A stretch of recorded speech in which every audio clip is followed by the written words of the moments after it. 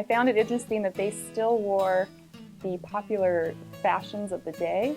They just did it in a very plain and unadorned way. So they were following mainstream fashion, but they did it in a very non-ostentatious, non-frivolous way. We're Puritan in our heads, we think black and white. And they did wear black and white, but they also wore a lot of fall colors.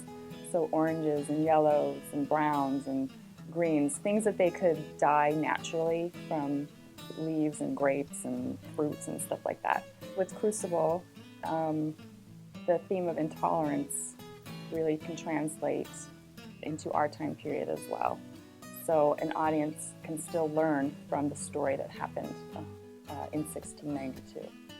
Going off of what Jared's big kind of inspiration is the tree, which for me scenically is wonderful because that has such an array of like textures and just angles and stuff, being more of architecturally, I don't know, inspiring. That's really kind of where I drew my inspiration for the entire show. So even when you look at like the floor, it's got the wood grain. The floor took roughly 6 hours. We started at 11 once we got everything ready. Me and my painters did not leave until 5:20 the next morning.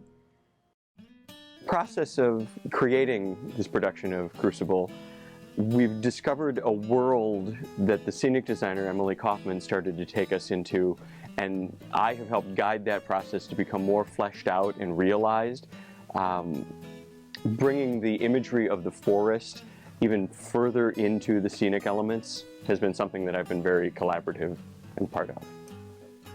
Adding in an extra set of ground rows, so the cyc lights that are on the ground that hit from the floor instead of from above in the fly system.